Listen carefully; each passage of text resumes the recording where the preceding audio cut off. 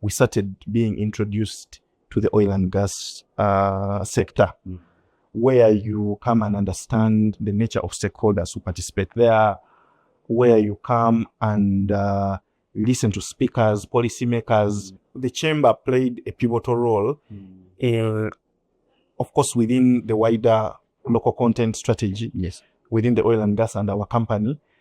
Our company was able to position me and some of my other colleagues to be able to participate professionally in this sector. But the chamber was an integral part of that.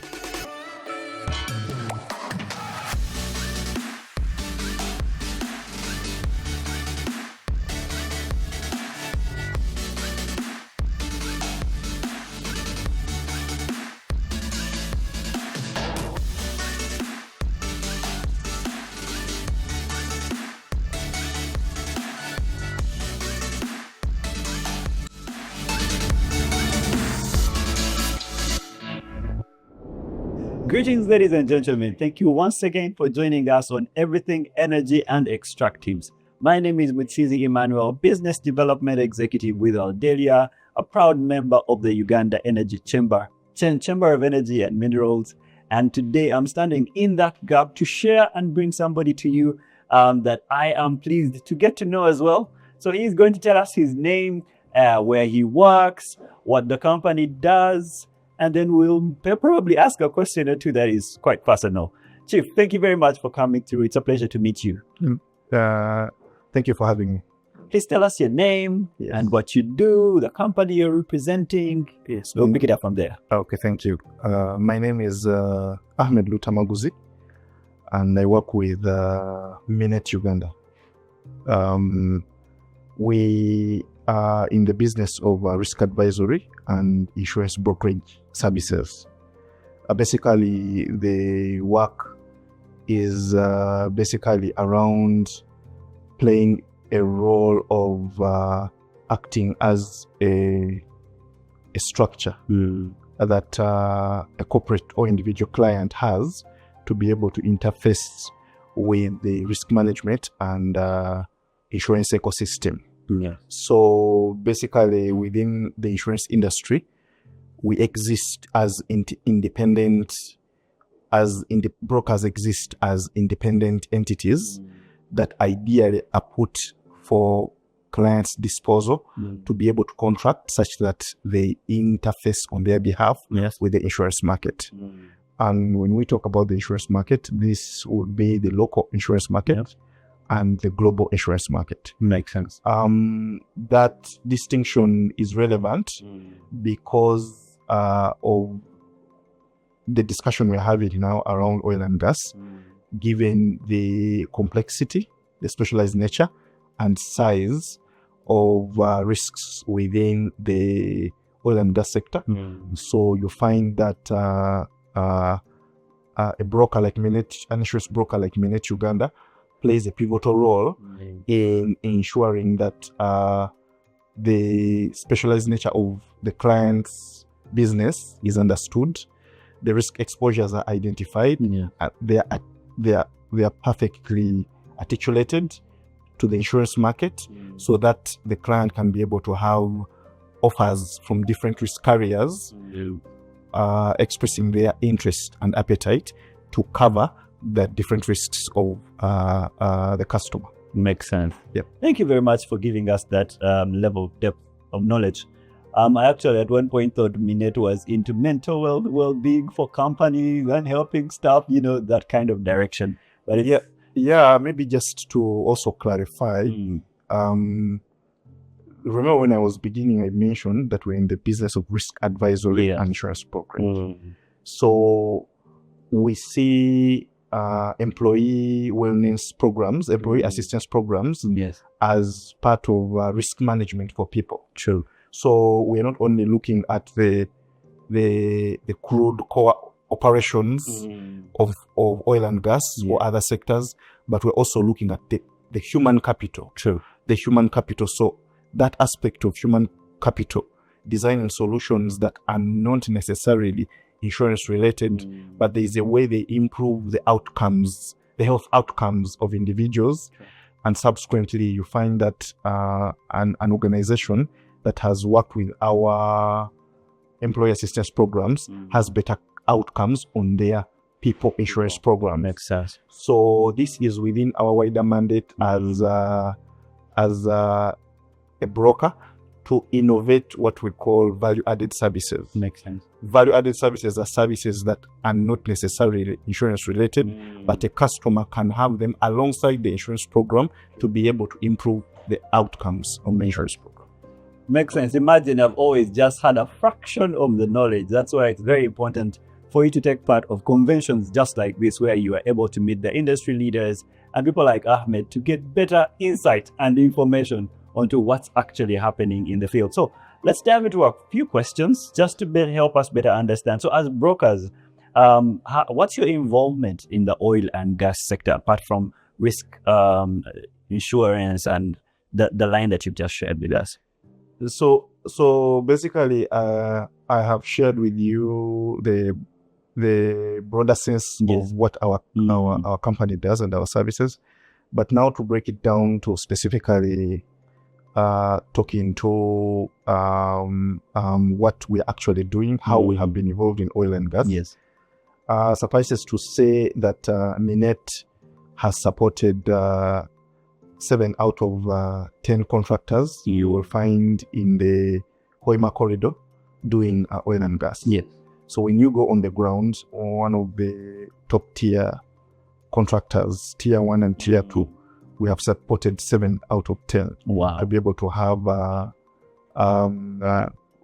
robust, sound insurance programs that are extending that de-risking structure to their ongoing operation. We've also supported the IOCs, the international oil companies, not only the current ones in the business, that is CNOOC and Total, but also we started supporting these companies at that level right from the time of exploration. Sure. Most of us heard about Heritage Oil, Neptune Petroleum. I think Neptune Petroleum was one of the first companies to actually attempt set up footprint here to explore for oil, though it wasn't successful. Heritage Oil came, it found the oil. Then we saw Tullow take over from that point. Then as exploration advanced and all data was clearer, we then saw Total and CNOOC come in, and later we saw Tullow exit, and now we have other 2 main IOCs moving us into the operational phase, the production phase of oil and gas. But I will tell you that all those companies from that stage, Minet has been part of their journey to see that they de-risk all those phases and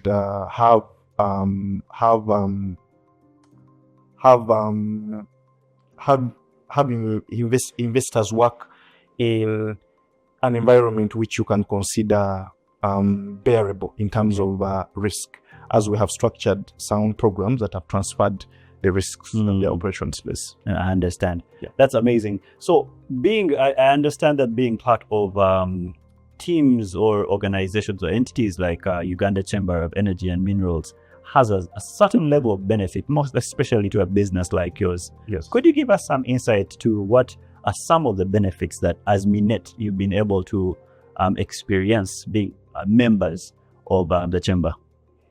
Maybe I'm going to speak into that, but before I go into that, I just wanted to speak into what is critical for this phase of oil and gas as we transition from construction into the production phase, and how Minet Uganda as an insurance broker comes in to support clients. So it is important to realize that as we transition from construction to operations, there is a change in the risk profile of any oil and gas operation, however small, however large. Because now at this stage, you are, first of all, in terms of when you look at construction, for the period it takes place, you realize that the asset valuation on the ground goes on increasing, as more equipment is installed, Yes. as more civil works are completed. So right now we are at a stage where the values at risk on the ground, the asset values at risk, the liability exposures are actually at the maximum. True. Right now as we speak.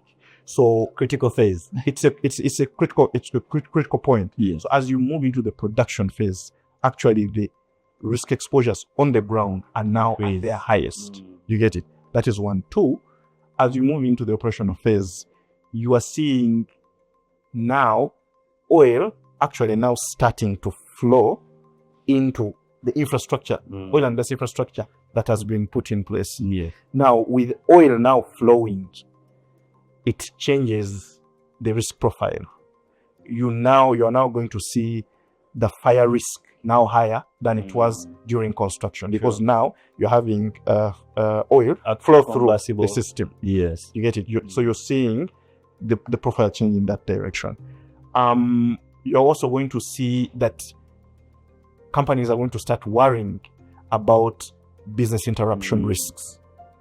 What is that could interfere with the oil and gas operation today? Because as you know, the project finance principles under which the oil and gas projects were put up, there are commercial considerations in the back end.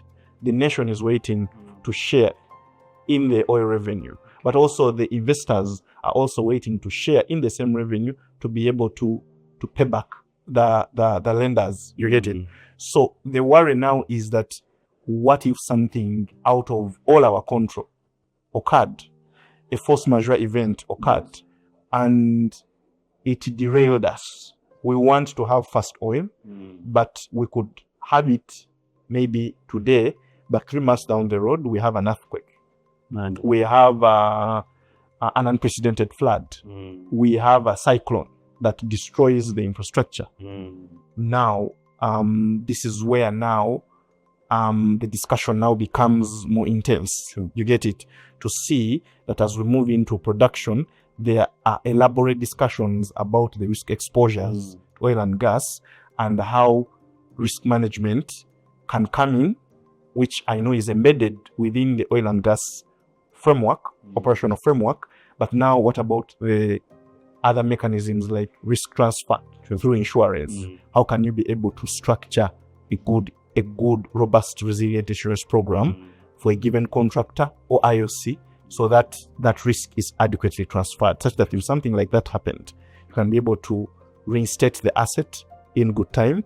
You can also be able to see how you protect the revenues that almost all of us are banking on for this opportunity we've waited for a long time. And this is one. Two, as we do that, as we transition from construction to operation phase, there can be a gray area where an operation is not clear, whether it's purely in construction or it's purely in production. But it's just an area.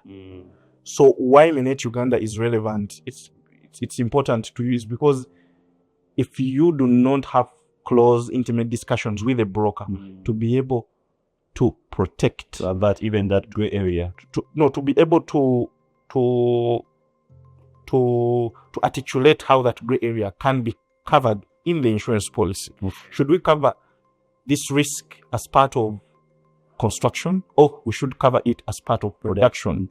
If you do not have a consistent discussions with the insurance market, a loss can occur and the entire production facility is nowhere. You get it? There are limitations to the operational risk insurer, but also there are limitations. The tail end is looking at the tail end. Construction insurer is also not willing to is also saying that doesn't fall within. So a broker, an oil and gas contractor has to ensure that they work with a broker. Because a broker is part of the contractor's ecosystem, the client's ecosystem. They are part of you. They can even attend management meetings to understand what is happening and be able to articulate these issues with the insurance market locally and internationally, depending on how the program has been structured. So I just wanted to highlight that, Yeah. and also just impress upon the oil and gas fraternity out there that come to Minet. Let's have these conversations. Let's discuss the hard stuff. True. You get it early on. The other thing is we know that a number of oil and gas contractors are coming in to see how they can participate, to see how they can support maintenance of the pipeline, to see how they can support the production facilities, the logistics. But as they are bidding for such contracts, we saw this at the beginning too. They forget to start the conversation on insurance. Now, when contracts are awarded, they did not factor in the insurance cost. True. Yet, that insurance cost is usually mandatory within the contract. So, we are encouraging contractors, let's discuss early. Let's have a conversation. Let's understand your business. Let's understand the nature of contracts you do. Let's negotiate an insurance cover. You embed it in your bid. Yeah. Once you win, then you can seamlessly be able to have coverage without interrupting the financial model under which you are going to perform that contract. I understand. Thank you for sharing that extensively. And once again, I would love to draw us back to that last question of, yes, you have this very strong presence, and I see the impact of what you do. Has the chamber been of any impact? Yes. In terms of generating for you either leads, or how has your partnership and membership within the chamber been an essence to Minet? No, I was introduced to the chamber by my organization via my supervisor, Carol Althio, then in 2016. So straight out of campus, the chamber created a framework through which periodically we started being introduced to the oil and gas sector, where you come and understand the nature of stakeholders who participate there, where you come and listen to speakers, policymakers, trying to tell you the direction of oil and gas. So the chamber played a pivotal role in, of course, within the wider local content strategy. Yes. Within the oil and gas and our company was able to position me and some of my other colleagues to be able to participate professionally in this sector. But the chamber was an integral part of that because it provided a credible platform through which, since 2016 until 2022, surely I had acclimatized to the ecosystem around oil and gas. Makes sense. So I have spoken selfishly as an individual how I was able to benefit. But of course, to our organization, whereas we have also been given a platform to sponsor the activities of the chamber, but also these platforms have given us visibility as an organization from the time when we were still Aeon to now when we are Minet. We have had that visibility. And that visibility in oil and gas is important because oil and gas is an enclosed ecosystem, and over time, the oil and gas players have to trust you with their business. So for existing clients, whenever they see us here, it is more confidence built in them that, yes, we're still here for you to be able to support you with de-risking your operations. But now for new players who are interested in this sector, it also gives them an opportunity to see us, to know that we are there and that we can be able to support them. If you look at the brokerage space, Minet has been here from the beginning, from exploration. It is now that other players in the same business are seeing the mileage we are having, that they're also now starting to request to sponsor. So from a commercial perspective, the chamber has given us that brand visibility, that luster. You get it, that stand within the oil and gas sector of Uganda to see that we are seen. And of course, where players really need a broker through the structures of the chamber, we always get recommendations from the chamber to support. Yeah. Thank you very much for sharing that. Very insightful. So probably in less than a minute, what would be your parting shots for our viewers out there who are tuned in and want to know probably how to be part, or any from your heart? What would be your parting shots? My parting shots would be, I think oil and gas is an exciting sector. True. I am a millennial. If you look at the timing, ideally, it's one of those key sectors that the people of our generation are supposed to participate in, and you know, and earn a living, out of it. But the approach always is, if it is through these organizations we work for, so it is through those organizations that we participate in the sector, and then we eventually get a remuneration that can enable us and decent living. So it's an exciting sector. It's a sector I would encourage people of my generation, the millennials, but also the Gen Zs, who are closely behind us, to embrace. Because a 30-year span, a 25 to 30-year span, is as good as your lifetime. So if you can participate in that sector, you can eventually go the other side and tell your grandchildren that during our time, the revolution, we were part of the revolution. Yes. But we have high hopes as young people in oil and gas, and we really hope that once the revenue flows, our country is going to transform. I will speak about my personal expectations. I expect our country to build reserves of money for the future generation. Norway has done it very well. My expectation would be eventually when the refinery is up and running, my expectation is that a liter of fuel should be able to go down from where it is today to maybe 2,000 shillings. You get it? That's how all of us as Ugandans collectively, we will benefit from oil and gas. That's more road trips for some of us. Yes, my expectation would be healthcare, education for Ugandans should ideally be free. True. You get it? Otherwise, any other way of handling this resource will ideally will leave us with nothing, and we'll look back and regret.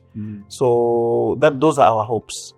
From a career perspective, I'm encouraging players to reach out for this resilient company which has been in Uganda for over 75 years.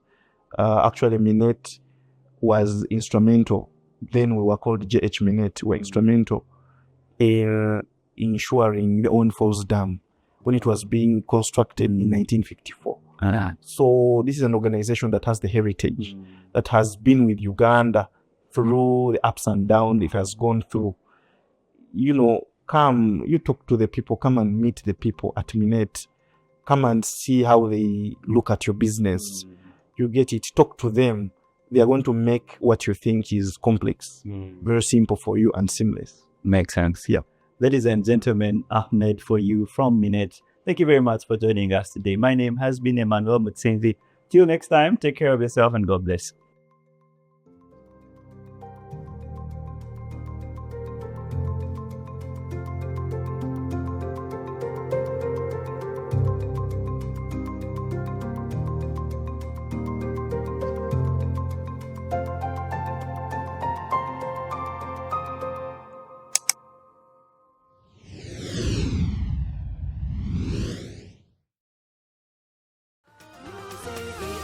Uganda Chamber of Energy and Minerals, for a sustainable future.